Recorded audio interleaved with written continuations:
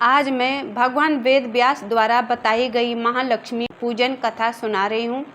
इसको ज़रूर सुनें और प्लीज़ वीडियो को लाइक शेयर सब्सक्राइब कमेंट्स ज़रूर करें।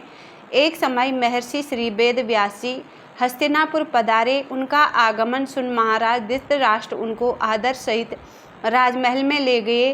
स्वर्ण सिंहासन पर विराजमान कर उनका पूजन किया। श्री व्यास जी से माता कुंती एवं गांधारी ने हाथ जोड़कर प्रश्न किया, हे महामुने, आप त्रिकालदर्शी हैं, अतः आपसे हमारी प्रार्थना है कि आप हमको ऐसा कोई सरल व्रत एवं पूजन बताएं जिससे हमारा राज्य, लक्ष्मी, सुख, संपत्ति, पुत्र पौत्रादि व परिवार सुखी रहे। इतना सुन श्री वेद व्यास जी कहने लगे, हम एक ऐसे व्रत का पूजन व वर्णन कहते हैं जिससे सदा लक्ष्मी जी का निवास होकर सुख समृद्धि की वृद्धि होती है। यह श्री माँ लक्ष्मी का व्रत है।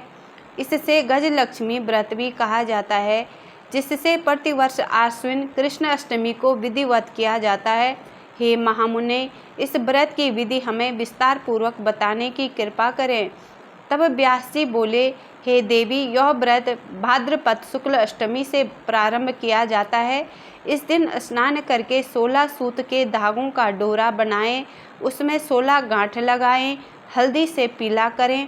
प्रतिदिन 16 दूब और 16 गेहूं डोरे को चढ़ाएं।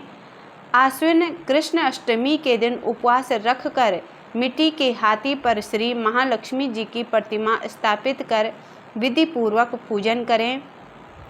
इस प्रकार श्रद्धा भक्ति सहित महालक्ष्मी जी का व्रत पूजन करने से आप लोगों की राज्य लक्ष्मी में सदा अभिवृद्धि होती रहेगी। इस प्रकार व्रत का विधान बताकर श्री वेद व्यास जी अपने आश्रम को प्रस्थान कर गए। उधर समयानुसार भाद्रपद शुक्ल अष्टमी से गांधारी एवं कुंती अपने अपने महलों में नगर की स्त्रियों सहित व्रत का आरंभ करने लगी। इस प्रकार 15 दिन बीत गए। 16वें दिन आश्विन कृष्ण अष्टमी के दिन गांधारी ने नगर की सभी प्रतिष्ठित महिलाओं को पूजन के लिए अपने महल में बुलवा लिया। माता कुंती के यहाँ कोई भी महिला पूजन के लिए नहीं आई। साथ ही माता कुंती को भी गांधारी ने नहीं बुलाया। ऐसा करने से माता कुंती ने अपना बड़ा अपमान समझा। उन्होंने पूजन की कोई तैयारी नहीं की एवं उदास होकर बैठ गई। जब पांचों पांडव युधिष्ठिर, अर्जुन, भीम, नकुल और सहदेव महल में आए तो कुंती को उदास देखकर पूछा, हे माता, आप इस प्रकार उदास क्यों हैं? आपने पूजन की तैयारी क्यों नहीं की? तब माता कुंती ने कहा, हे पुत्र, आज महालक्ष्मी के व्रत का उत्सव गांधारी के महल में मनाया जा रहा है।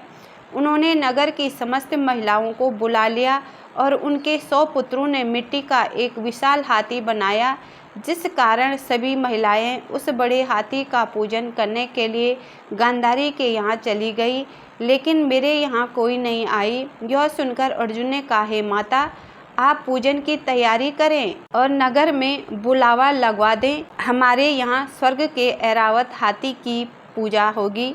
उधर माता कुंती ने नगर में ढिंडोरा पिटवा दिया और पूजा की विशाल तैयारी होने लगी। उधर अर्जुन ने बाण के द्वारा स्वर्ग से ऐरावत हाथी को बुला लिया। उधर सारे नगर में शोर मच गया कि कुंती के महल में स्वर्ग से इंद्र का ऐरावत हाथी पृथ्वी पर उतरकर पूजा जाएगा। समाचार को सुनकर नगर के सभी नर नारी, बालक एवं वृद्ध की भीड़ एकत्रित होने लगी। उधर गांधारी के महल में हलचल मच गई।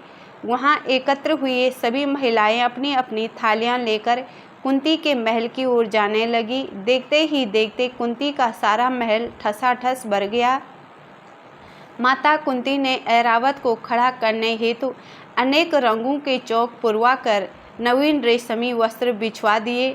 नगरवासी स्वागत की तैयारी में फूल माला, अबीर, गुलाल, केसर हाथों में लिए पंक्तिबद्ध खड़े थे। जब स्वर्ग से ऐरावत हाथी पृथ्वी पर उतरने लगा तो उसके आभूषणों की ध्वनि गूंजने लगी। ऐरावत के दर्शन होते ही जय जयकार के नारे लगने लगे। सायंकाल के समय इंद्र का भेजा हुआ हाथी ऐरावत माता कुंती के भवन के चौक में उतर आया। तब सब नर नारियों ने पुष्पमाला, अबीर, गुलाल, केसर आदि सुगंधित पदार्थ चढ़ाकर उसका स्वागत किया। राजा पुरोहित द्वारा ऐरावत पर महालक्ष्मी जी की मूर्ति स्थापित करके वेद मंत्रोपचार द्वारा पूजन किया गया। नगर वासियों ने भी महालक्ष्मी पूजन किया।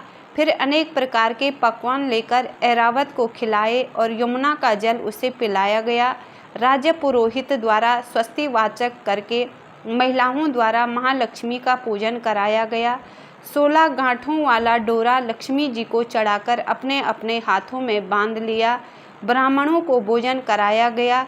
दक्षिणा के रूप में स्वर्ण आभूषण, वस्त्र आदि दिया गया।